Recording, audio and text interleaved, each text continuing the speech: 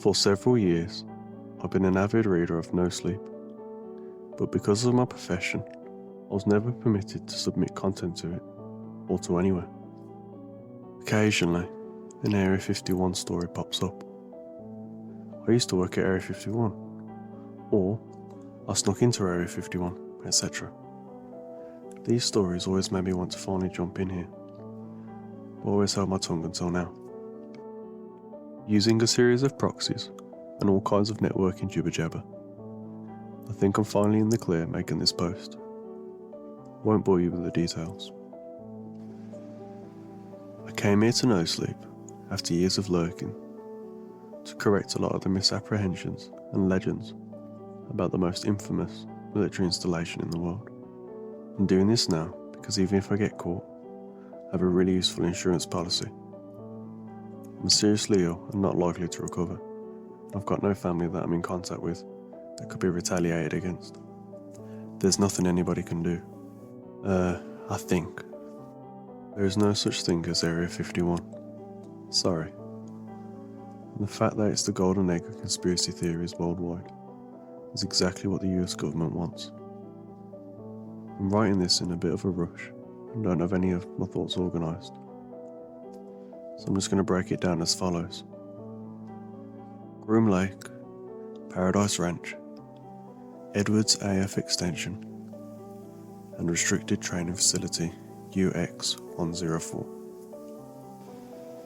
These are a few names for the place you know as Area 51. I don't know much about its history, but essentially it was intended by the US Air Force to be a secret weapons testing facility during the Cold War. It had a few on-site extensions. One of them was for developing experimental rocket and jet engines. One was for training contingents of troops for nuclear warfare and post-apocalyptic survival, etc. But much like the third Star Wars movie, the site and its purpose got out around the time of the Roswell incident, and a media frenzy popularised the base.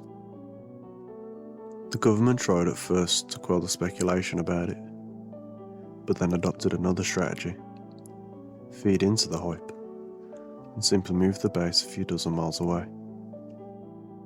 Today, Groom Lake, Area 51, is a small but functional military airport and base. It's got a bunch of bunkers, mostly housing low security servers, and some munition tests are performed there. Staff are regularly moved in and out, mostly folks who are low on the totem pole and trying to move up the ladder to the real facility. There are some very outdated nuclear fallout shelters that are still maintained and used for storage. The facility consumes an enormous amount of power, and everything possible is done to make it look like a well-guarded military base that is engaged in some huge secret operations. The employees really do fly there every day, from Las Vegas on inconspicuous jets, marked as Janet, J-A-N-E-T, sometimes referred to as just another non-existent terminal. And they want you to notice and wonder. They want you to wonder where those jets are going. And they never want you to spend 1 second thinking about where they came from. The real Area 51. This is the most exciting part, because as far as I can tell, in my limited and clandestine researching, nobody has divulged the real secret before. It's pretty highly guarded, and they straight up murder people who were stupid enough to share it. Murder isn't even the right word. They erase people from existence, sometimes entire families. That's why the government freaks out when they find that one of their employees is terminal and has nothing left to lose. It's why if you're an employee there, you only see their doctors, so that they know about your health before you even know about it. They want you to die real quick of a sudden heart attack, so that you never have a moment to think about how you might do a public service and air their dirty laundry. And sometimes they induce those heart attacks when they determine you to be a HMT or a health motivated threat. I didn't need to see a doctor to know that I am suffering from the same malignant tumour that killed my father. Glioblastoma multiforme. Every 3 months we get a healthcare evaluation, and every 6 months we get a CAT scan. I simply didn't report the very damning symptoms this past eval, and I'll probably be gone before they scan me next. I really wanted to do this instead. Maybe just to be the first, I guess. The only other thing I've ever done with my life is fix computers. The real secret military base is McCarran International Airport in Las Vegas. The history of the airport was always bound up in military involvement. Before and during World War II, the Army Corps of Engineers and the Air Force were building, storing, training, and doing all sorts of things there. Basically, the government and its corporate benefactors in the military-industrial complex, of course, acquired full ownership of the airport around the time Area 51, Groom Lake, exploded in the public eye. It was a rush job and a simple solution. For all intents and purposes, McCarran is an airport. It moves civilians in and out and all over the world, just like any other airport on Earth. But its subterranean operations are really something else entirely.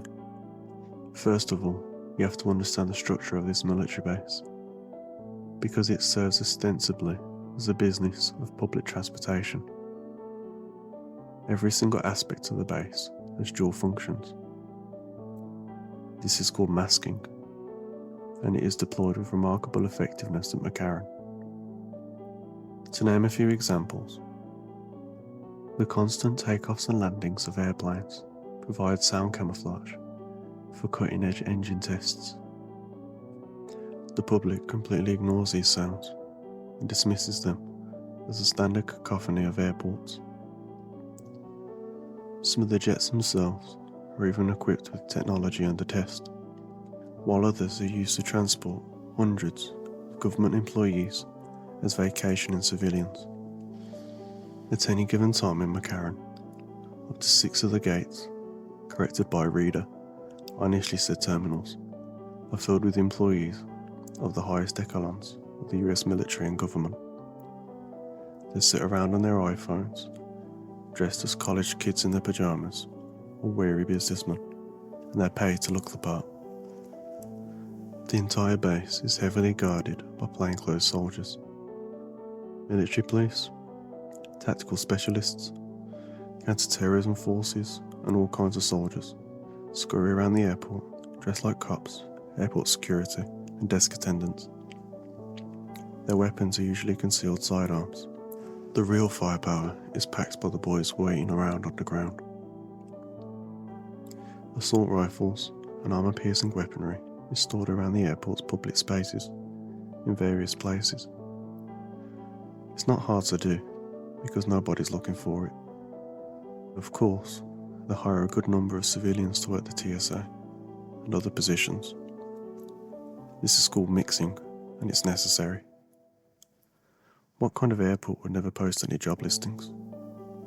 Have you ever watched the mechanics ducking in and out of the planes outside, or seen your luggage loaded onto the plane as you board?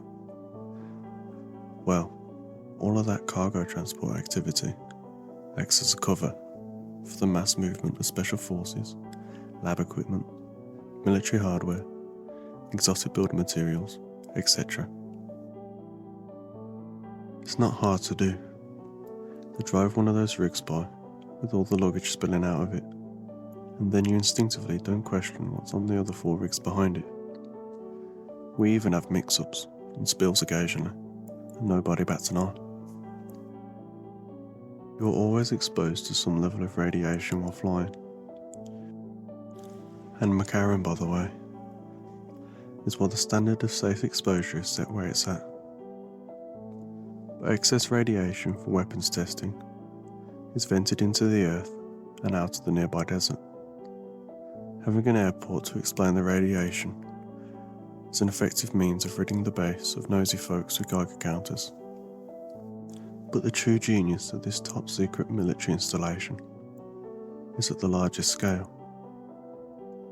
The base was built under an airport because of the enormity of its power consumption. But it consumes a lot more power than a regular airport. So it was built in a city that consumes a tremendous amount of power, Las Vegas. So the base is hidden from view, even on the electric power grid. Area 51? Not so much. And that's on purpose. Inside the base. So if Area 51 is a distraction, what do we call the real one? It has many names, but it's usually referred to as the Nexus. That's an acronym, but not many people know what it means. Not even me. Everything about the Nexus, from its operations to its structure, is compartmentalized. That means everything is need to know, and virtually nobody knows anything more than their own specific task. You could work in an office in the Nexus, doing something like accounting, and never have one single clue what the woman next to you does, or the guy down the hall. They say not even the president knows exactly what's going on there. Just a few generals and some dudes in the CIA. The business culture here is insane. It's like North Korea. Everyone is smiling, everyone is fine, and everyone is happy to say just a few phrases about what it is they do, when we're allowed to socialise, which is not much. Every line is booked, every room has a camera in it, and nobody knows who's watching or listening, or when. So what makes you think nobody here is telling me the truth about anything? Not even the guy I share an office with. I wonder if any of us know why we are here. People you've worked with for a long time will suddenly get reassigned or have a medical emergency. You'll never see them again. And nobody will remember that person, no matter how many people you ask. I actually got hired to do some programming for the Navy when I was in my early 20s out of college, and then got sent to Groom Lake to do server tests. They liked my IT/networking skills, so after a series of strange psychological tests and mountains of non-disclosure agreements and background searches, I got offered a job at a facility near Las Vegas proper. Here are a few stipulations of that job, by the way. It's a $1.5 million after-tax lump sum, plus a $220,000 per year stipend. Housing, car and medical paid for, but psychological breakdowns, anxiety attacks, grave health conditions, and family issues void the contract. I also sign approximately 2 new non-disclosure agreements per week, most of which read, under penalty of death somewhere. Employees aren't allowed to leave the grounds for 5 years, and we all live underground. Term of service is 5 years, then 4 in debriefing, wherein we get to live in Vegas but report to another facility 4 days a week. We are discharged and observed for the rest of our lives. Our passports are permanently void. We cannot ever leave the continental US. I heard a statistic that 20% of former employees commit suicide. I don't know if it's true, but if it is, I bet it's actually quote-unquote suicide. The base is underground. It's a network of large structures called hives, which form what is called the colony, or the Nexus. We make lots of Resident Evil jokes, by the way. Except, unlike in that movie, the government doesn't try to make its employees feel comfortable with fake forests and windows overlooking digital cityscapes. It is a dark, dreary, Soviet-style labyrinth of halls and bunkers, replete with all sorts of submarine-like features. Water and airtight hatches, trapdoors, reinforced blast doors, etc. The only exception are the office buildings, inside where chair moisteners like me work. They look just like the office you're working, except for the men with guns standing guard 24/7 everywhere, looking over your shoulder. Oh, and the beautiful, almost surreal glow of the cutting-edge laboratories that pock the lower levels of each building. I've never been in them, but I've passed by a few times. There are 4 hives to my knowledge, although I wouldn't be surprised if there were more. Work in Hive 1. I've run some of the servers with a few other guys on one particular floor. There are 16 floors in our hive, but we monitor and maintain all of the servers in Hive 1, so we move around a bit. I've gotten to skim some of the data that passes through. From what I can tell, we're the most boring hive. I've compiled the following list based on the things I've intercepted on our network, and also from hearsay from other co-workers. The Nexus has multiple networks and they're all decentralised, but there are some ways in which they communicate, and it is via those lines of communication that I am privy to some sensitive information. Here's what I know. Hive 1. Finance, accounting, operations/organisation divisions, troop training/housing, and some small-scale weapons testing. Hive 2. Chemical engineering, some nanotech research, and advanced psychological fitness, whatever that means, for elite military forces. Probably Black Ops stuff and how to survive 30 years in solitary confinement at a Siberian prison. I also have reason to believe that this is the hive where the bigwigs meet and live. Hive 3. Upper levels. Bioweapon and disease research testing. If the government has zombies, they've got to be here.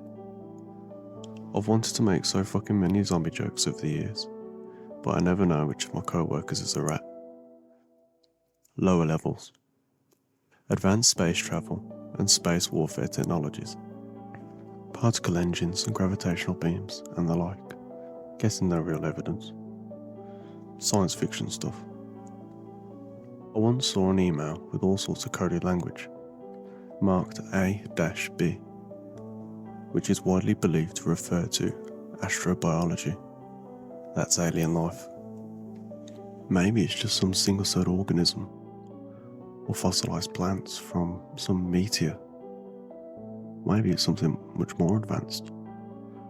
Whatever it is, there must be some reason it's not on the upper levels, with all the biologists.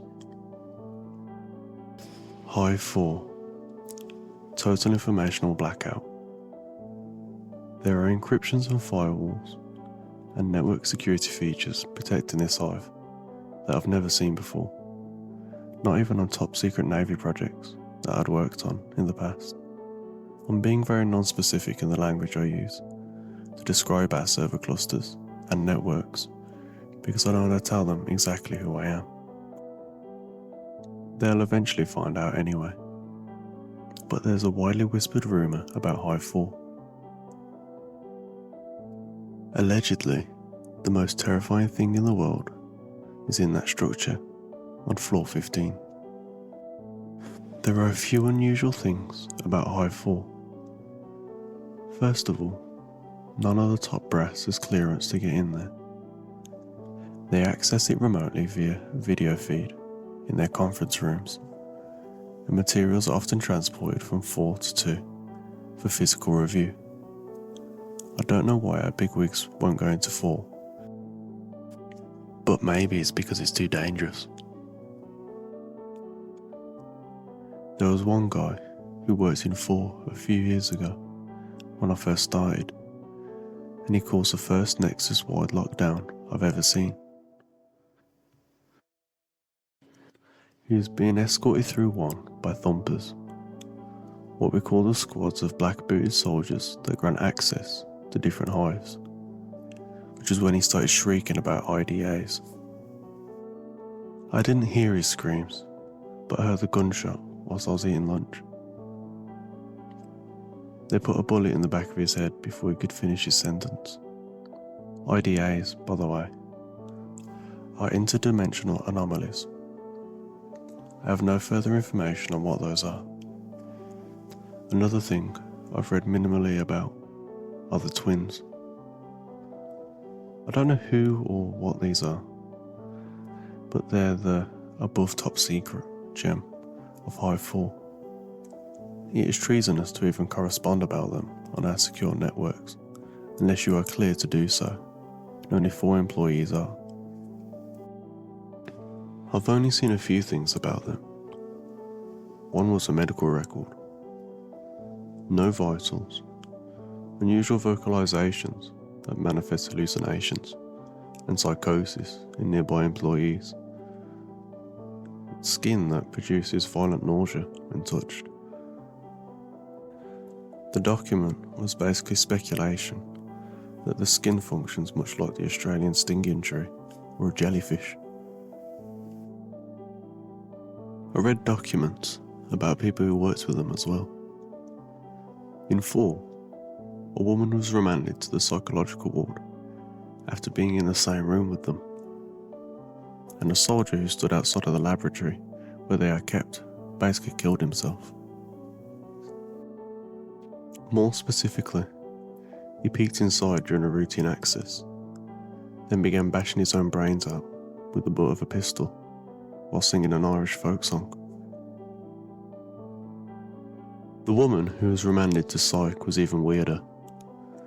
During breakfast with her colleagues, she grabbed a fork, stood up, walked out of the mess hall, stripped all of her clothes off, blinded herself in both eyes, then somehow managed to make her way all the way up to floor 1, where the access corridor to Hive 3 is located. How she managed to operate the dozens of keycard readers, passcode boxes, and retinal scanners is still under review. Last email regarding her was sent in 2012 about how she sits in the dark of solitary on floor 11 psych ward with the permanent and blissful grin on her face. One of my colleagues whom I trust told me that he saw the twins once through hacked access to a video feed. He said they are woman-like, about twice as tall as a fully grown man, with unidentifiable black growths dangling from their heads, like hair but thicker, and they basically float a few inches off the ground and drag their toes lightly as they move. They're utterly pale. He never saw the faces, but he claims that they appear to distort reality, or at least the video feed, in such a way that space looks bent around them. Perhaps these are the IDAs that earlier dude was screaming about. This is all I have for now, but hopefully the world knows the truth someday about what goes on down here. We are all basically prisoners. We have very limited and supervised access to the internet, so if you don't hear from me again, assume they figured me out.